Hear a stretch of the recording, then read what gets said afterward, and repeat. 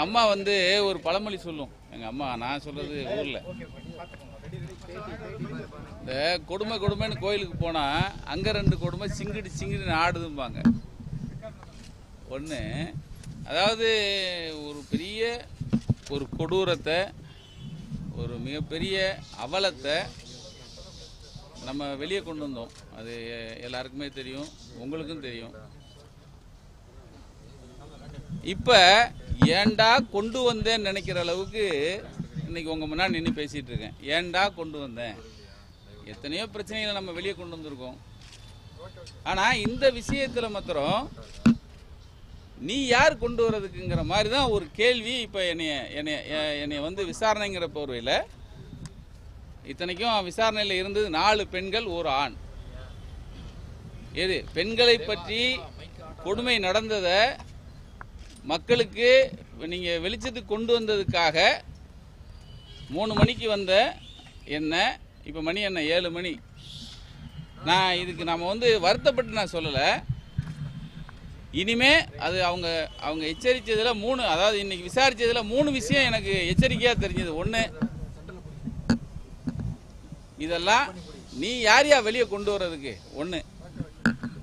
2வது, சாட்சி, அதாவது சாட்சிங்கிறது ரொம்ப கான்ஃபிடெண்ட்டாக வச்சுருப்பாங்க. இது வந்து பொதுவில் வச்சு சாட்சி, அதுலேயும் எவனாவது யாராவது இதை மறுபடியும் பண்ணிங்கன்னா உங்களுக்கு இதே கதி தான், எது எனக்கு நேர்ந்த கதி தான் அப்படிங்கிறது 2வது. 3வது, யாரையோ காப்பாற்றுறதுக்கு ஒரு விஷயம் பண்ணுறாங்கங்கிறது மாத்திரம் எனக்கு தெரியுது. யாரையோ காப்பாற்ற, இப்போ நீங்கள் வந்து 1100 வீடியோ அப்படிங்கிறது பொள்ளாச்சியில் தெருவா மூளை முடுக்கில் எல்லா இடத்துலையும் பேசிகிட்டு இருக்கிற ஒரு விஷயம். இப்போ இந்த 1100 வீடியோவை எனக்கு காமிங்கன்னு சொல்கிறாங்க. இல்லைங்க, நான் அதான் நம்ம ஊர்களில் பார்த்தீங்கன்னா ஒரு மாட்டை அடிக்கணும்னா கூட கட்டி வச்சு அடிக்காதான்னு சொல்லி மாட்டுக்காரர் சத்தம் போடுவார். கட்டி வச்சு அடிச்சிடாத, மாடு திமிருனா அது ஓட வழி இல்லாமல் இருக்கும் அப்படின்னு. ஒரு மாட்டுக்கே இந்த நிலைமைனா 4-5 எருவு மாடுகள் சுற்றி இருந்து ஒரு பொண்ணை பெல்ட்டால் அடிக்கிறான். அந்த வீடியோவை பார்த்துட்டு, அதாவது இந்த சொரணை இருக்கிற எவனும் கோவப்படாமல் இருக்க மாட்டான். அந்த கோவத்தில் தான் நான் வந்து என்னுடைய ஒரு 23 நிமிஷம் யூடியூப்பில் பேசியிருப்பேன். ஏன்னா மனிதனாக இருந்து நீங்கள் யார் பார்த்தாலும், இப்போ நீங்கள் இப்போ பார்த்துட்டு இருக்கிற, இப்போ இந்த பேட்டியை கேட்டுட்டு இருக்கிற எல்லாருக்குமே வர்ற கோவத்தை நான் வந்து வெளிப்படுத்தினேன். ஆனால் இன்னைக்கு நாங்கள் அதுக்கப்புறமா ஒரு 5 இதழ் பண்ணியிருக்கோம்.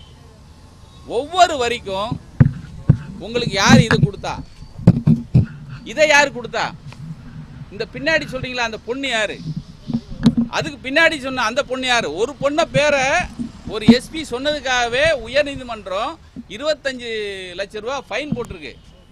அது என்னாச்சுன்னு நமக்கு தெரியாது, அதுக்குள்ளே நான் போக வேணாம். ஆனால் அவங்க கேட்குறது எல்லாத்தையும் என்கிட்ட கொடு. நீ ஒவ்வொரு லைனுக்கும் நீங்கள் என் மேலே ஒரு கிட்டத்தட்ட ஒரு 30-40 கேள்விகள். அதில் ஒரு இதெல்லாம் சொல்லலைன்னா என்னாகுன்னு தெரியுமான்னு ஒருத்தர், அது ஒரு டிஎஸ்பி ஒருத்தர், அது என்னமோ பாண்டியன்னு சொன்னார், ஏதோ ஒரு பேர், அவர் வந்து எச்சரிக்கிறாரு, இதெல்லாம் சொல்லலைன்னா உங்களுக்கு என்னன்னு தெரியுமா. நான் சொன்னேன், ஐயா சோர்ஸை நாங்கள் ரிவீல் பண்ண மாட்டோம். ஏன்னா என்னை நம்பி ஒரு சோர்ஸ் எனக்கு வந்து செய்தி தரான். அந்த செய்தியை நாங்கள் காட்டி கொடுக்கறது, அதுக்கு வந்து இந்த இப்போ சூறையாடினாங்க பாருங்கள் கற்பை, அதை விட மோசமான செயல். அதனால் நான் அது சொல்ல முடியாது. அதுக்கு நீங்கள் என்ன நீங்கள் வந்து என்னை தண்டிக்கணுமோ தண்டிச்சுக்குங்க அப்படின்னாச்சு. இப்போ ஒரு சமன் அங்கேயே வச்சு எனக்கு கொடுத்துருக்காங்க. நாங்கள் இப்போ இதெல்லாம் நான் வந்து இந்த அதில் ஒன்று சொல்லியிருப்போம். ஒரு பாதிக்கப்பட்ட பெண் 2 வருடங்களாக பேசாமல் இருக்கு. அந்த பெண்ணோடைய அந்த பொண்ணு யார், அந்த பொண்ணு எங்கே இருக்குது, இதெல்லாம் எனக்கு சமனில் கொடுத்துருக்காங்க. அதே போல் ஒரு போலீஸ் சோர்ஸ் நமக்கு சொல்லுது, இந்த வீடியோக்களை நீங்கள் ஒரு 1100 வீடியோக்களை இருந்ததை அழிச்சிட்டாங்க, ஏன்னா பேரம் பேசி அழிச்சிட்டாங்கன்னு ஒரு வார்த்தையில் நம்ம சொல்கிறோம். யார்கிட்ட என்ன பேரம் பேசினாங்க? அப்போ நான் சொன்னேன், இல்லைங்க 7 வருஷமாக நடந்துட்டுருக்கு. 7 வருஷம் உங்களுக்கு எப்படி தெரியும்? எனக்கு ஒன்றும் புரியலை. நான் சொன்னேன், ஏங்க அந்த வீடியோ ஒரு வீடியோ போதுங்க, 1100 வீடியோ இருக்கிறதுக்கு சாட்சியே அந்த ஒரு வீடியோ. ஒரு நாய்கள் 4 நாய்கள் வந்து ஒரு பொண்ணு நடுவில் நின்று அலறுது, அண்ணா என்னை விட்டுருங்க நாங்குது. ஒரு நாய் பின்னாடி வந்து கையை காட்டிட்டு ஒருத்தன் கூப்பிடுறான், ஏன்னா நீங்கள் வாங்கடா பின்னாடி. அப்போ எத்தனையோ நாய்கள் இருக்கு. நீங்கள் இந்த எத்தனை பேர் இருக்கீங்கிறீங்களா, அந்த யார் எல்லாரையும் சொல்லுங்கள். ஏங்க அது கண்டுபிடிக்க வேண்டியது அவங்க பொறுப்பு தானே. ஏங்க ஒரு பத்திரிகை இப்படி ஒரு அநியாயம் நடந்திருக்கு, அதை கொண்டு வந்து மக்கள் முன்னாடி வைக்கிறது என்ன தப்பு இருக்கு? எனக்கு ஒன்றும் புரியல. அப்போ இவங்களுடைய நோக்கங்கிறது இது யாரை காப்பாத்துறதுக்குன்னு எனக்கு தெரியல. ஆனா நக்கீரனை இதோட காலி பண்ணிடணும், மிரட்டிடணும். இனிமே எந்த செய்தி போட்டாலும் யார் போட்டாலும் உங்களுக்கு வரிக்கு வரி நான் கேள்வி கேட்பேன். இது எந்த சட்டத்தில் இருக்குன்னு எனக்கு தெரியல. அதுல ஒரு அந்த டிஎஸ்பி அவர் என்னமோ பேர், அவர் சொல்றாரு இதுக்கெல்லாம் அதுக்கு வந்து எவ்வளவு பெரிய தண்டனை கிடைக்குங்கிறாரு. எனக்கு ஒன்றும் புரியல. ஏங்க நீங்க பண்ணவனை விட்டுட்டு வெளியே கொண்டு வந்தவனை நீங்க வந்து திட்டதுலையும் அதாவது அவனை வந்து நீங்க மிரட்டி உட்கார வைக்கலையும் என்ன சந்தோஷப்படுறீங்க? அப்ப என்ன அர்த்தம்? இந்த மாதிரி கைவர்கள் எல்லா இடத்துலையும் இருக்கான். அப்போ இதுக்கெல்லாம் சம்பந்தப்பட்டு இருக்கிறதுனால தான் இன்னைக்கு இது மாதிரி எவனும் பண்ணிராதங்கிறதுக்காக தான் உங்க முன்னாடி என்னை இப்படி நிறுத்தி வச்சு என்னை பேச வைக்கிறாங்க. ஆக இன்னைக்கு அவங்க வந்து அது போகும்போது இப்போ வெளியே வரும்போது சொன்னாங்க, ஒரு லேடி தான், அவங்க ஒரு எஸ்பி ஒரு அம்மா இருக்காங்க, அவங்க சொன்னாங்க, இந்த பாருங்க இது இன்வெஸ்டிகேஷன் போயிட்டு இருக்கு, இது ரொம்ப நீங்கள் வந்து கவனமாக இருக்கணும், அதனால நீங்கள் இது யாரையும் சொல்லிடுறாங்கிறாங்க. ஏங்க ஊர் பூரா வந்து எங்களை வந்து சாட்சி கூப்பிட்றேன்னு சொல்லி கொண்டு வந்து இன்னைக்கு வச்சாச்சு. இப்போ சாட்சிக்கு வந்த நேரத்தில் 3 மணிலேருந்து 7 மணி வரைக்கும் உட்கார வச்சாச்சு. இதுக்கப்புறம் நீங்கள் என்ன பத்திரிகையிட்ட சொல்லிடுறாங்கன்னா இது என்ன நான் வாய மூடிட்டு போகிறதா? அப்போ இது என்ன அரசாங்கம், என்ன ஜனநாயகம், என்ன கருத்துரிமை? எனக்கு ஒன்றும் புரியல. அப்போ நாம வந்து இல்லாத ஒன்றை சொல்லலை சார். 2 வீடியோ இன்னைக்கு வந்து இந்த உலகத்தை புரட்டி போட்டிருக்கு. கிட்டத்தட்ட 3-4 கோடி பேர் அதை வந்து பார்த்துருக்காங்கன்னு செய்தி வருதுன்னு சொல்றாங்க. ஆனால் நாம் அதெல்லாம் பெருமை கொள்ளலை. ஆனால் இப்படி ஒரு சம்பவம் தமிழ்நாட்டில், அதுவும் நம்ம ஊரில் நம்ம கூட இருக்கிறவங்க, நம்ம குடும்பத்தில் இருக்கிற ஒருத்தனுக்கு நடந்தால் நம்ம விட்டுருவோமா?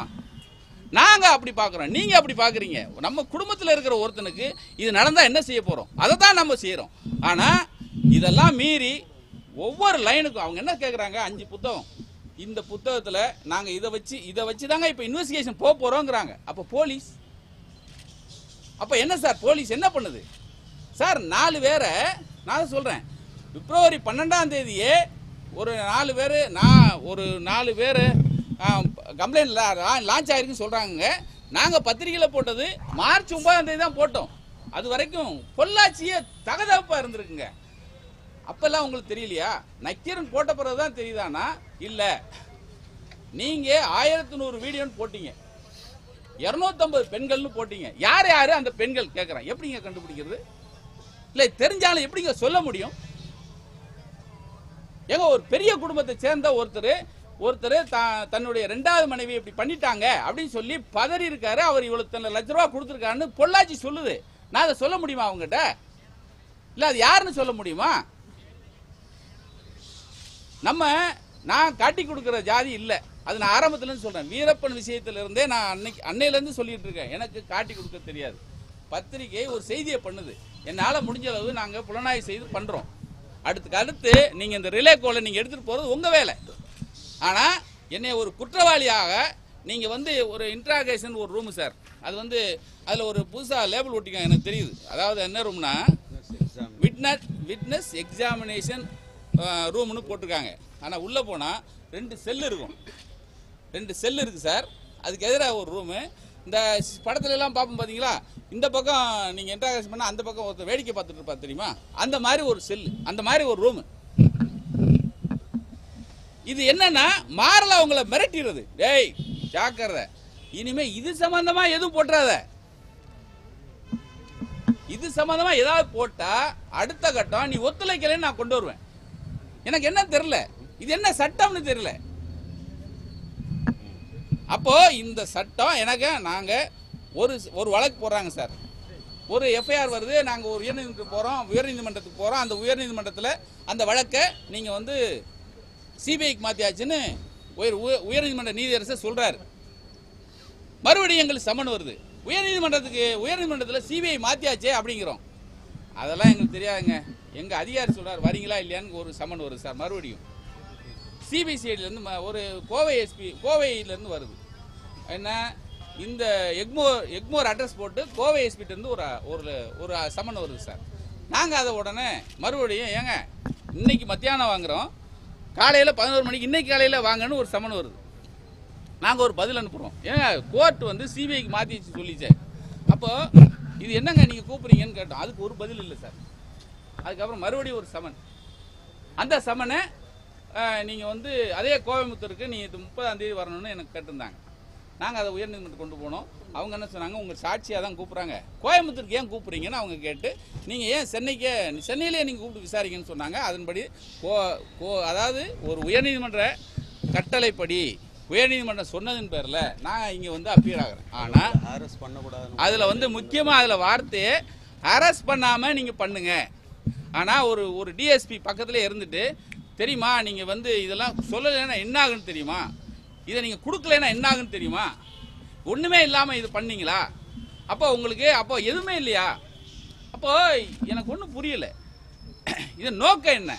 ஏன்னா ஒரு பெரிய எனக்கு இப்போதான் எங்களுக்கு சந்தேகம் இன்னும் வலுக்கிறது என்னன்னா, பெரிய பெரிய தலைகள் எல்லாமே காப்பாற்றுறதுக்காக ஒரு ஒரு ஒரு ஒரு ஒரு கூட்டமாக முடிவெடுத்து அவங்க செய்கிறது இருக்கு இல்லையா.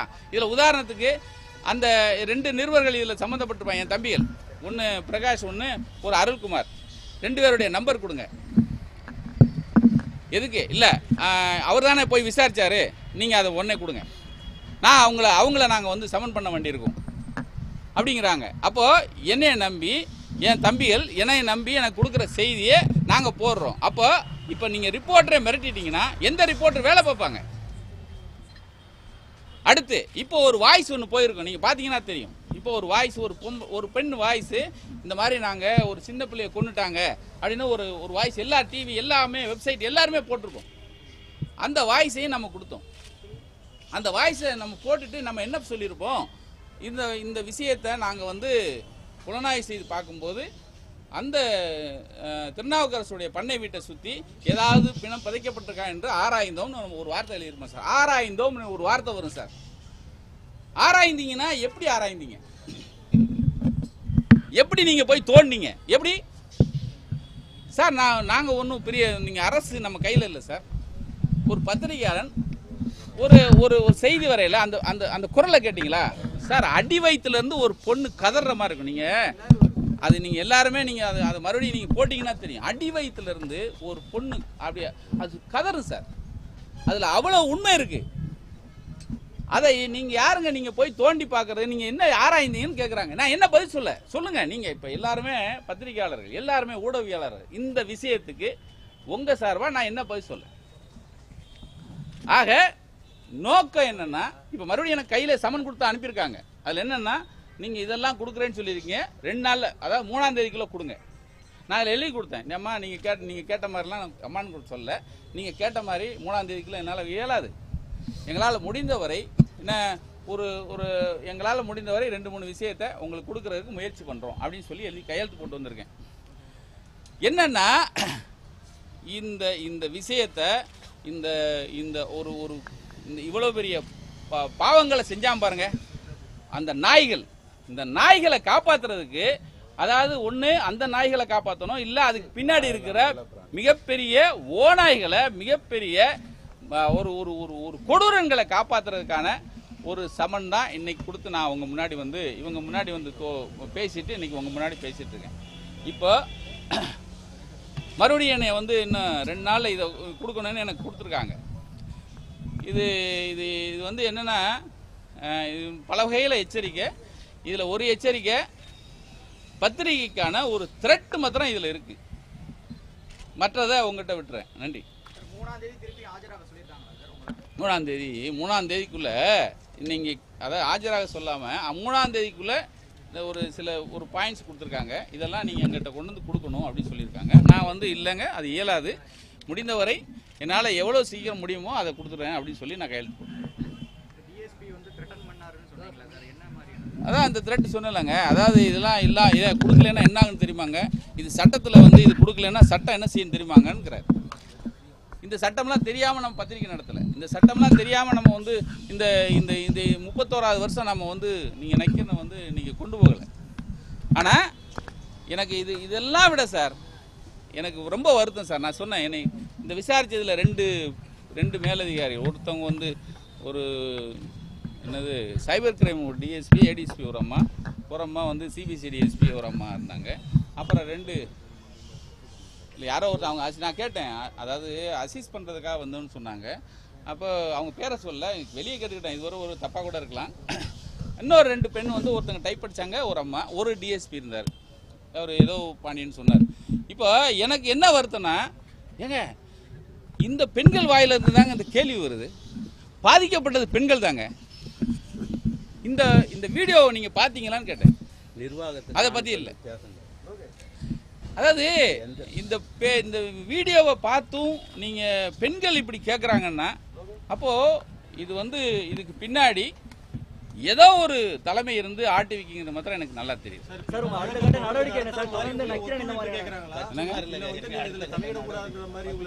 அதான் சார், இது என்ன அர்த்தம்? நீங்கள் 5 புத்தகம் வரிசையாக வச்சுட்டு நீங்கள் கேள்வி கேட்குறாங்க.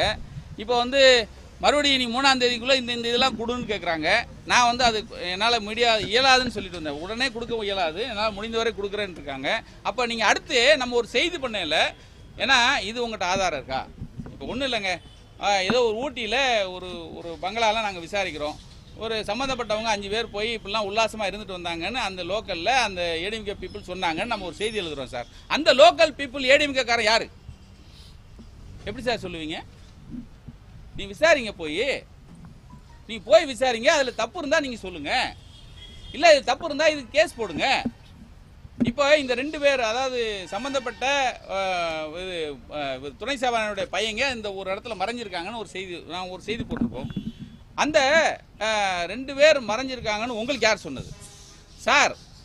அந்த மறைச்சு வச்சிருந்த ஒரு நபரை நாங்கள் வந்து படமே போட்டு சொல்லியிருக்கோம்.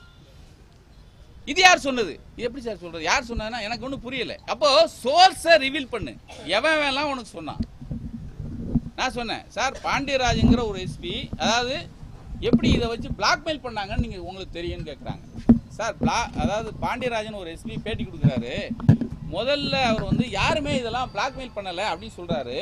கடைசியாக ஆமாம் 1-2 பேர் இந்த காசு வந்து அவங்க பிளாக்மெயில் பண்ணி காசு கேட்டதாக சொல்கிறாங்க அப்படின்னு அவரே சொல்கிறாருன்னு. இல்லை அது இதுக்குள்ளே வராதுங்க அப்படிங்கிறாங்க. எனக்கு ஒன்றும் புரியலை. ஆக இதை நீங்கள் ஃபர்தராக நீ மாத்திரம் இல்லை, ஒன்றை சேர்ந்த ஊடகவியலாளரோ இல்லை பத்திரிகையோ யாருமே இதை பற்றி எழுதக்கூடாதுங்கிறதுல ஒரு எச்சரிக்கை மாத்திரம் எனக்கு தெரியும். அப்படிதான் சொன்னாங்க சார். போவோம் சார், நீங்கள் முடிவு பண்ணி தான் போவோம். வேறு என்ன பண்ண? இப்போ நீங்கள் 2வது சமன் கொடுத்துருக்காங்க, ஒரு சமன் கொடுத்தீங்க, இன்னொரு சமன் நான் வந்து, ஏன்னா நான் ஒரு சாட்சி என்ன செய்யணுமோ எங்ககிட்ட இருந்த ஆதாரத்தை, எங்ககிட்ட இருந்த அந்த இது சம்பந்தமான வீடியோக்களை நாங்கள் வந்து காப்பி பண்ணி கொடுத்தாச்சு. அதாவது ஒரிஜினலையும் கொடுத்தாச்சு, நாங்கள் பிளர் பண்ணி போட்டோம் இல்லையா, அதையும் கொடுத்தாச்சு. அதே மாதிரி இந்த ஒரு பிள்ளை வந்து பேசுனது இல்லையா, அந்த வாய்ஸையும் நம்ம கொடுத்தாச்சு. அதுக்கப்புறம் இது இல்லாமல் சில டாக்குமெண்ட்லாம் எங்கள்கிட்ட இருந்ததை நாங்கள் வந்து கவர் போட்டு 1 2 3 4 5 6 7 8ன்னு வரிசையாக நாங்கள் எழுதியும் கொடுத்தாச்சு. ஒரு சாட்சி இதை விட வேறு என்ன செய்ய முடியும்? அப்போ அதெல்லாம் தூக்கி போட்டுட்டு அவங்க என்ன சொல்கிறாங்க, நீங்கள் இந்த பத்திரிக்கையில் நீங்கள் இப்போதெல்லாம் ஃபாலோ பண்ணியிருக்கீங்களே, அதாவது ஒரு ஒரு என்னென்னா ஒரு பெயர் மாற்றப்பட்டிருக்குன்னு ஒரு இதில் சொல்லுவோம். அதாவது இந்த பெயர் மாற்றப்பட்டிருக்குன்னு ஒரு பேரை போட்டுப்போன்னு வச்சுங்களேன், ருசின்னு போட்டிருப்போம். அவருடைய இயற்பெயர் என்ன, உண்மையான பேர் என்ன கேட்குறாங்க. இது எப்படிங்க சொல்ல முடியும்? எப்படி கொடுக்க முடியும் சொல்லுங்க?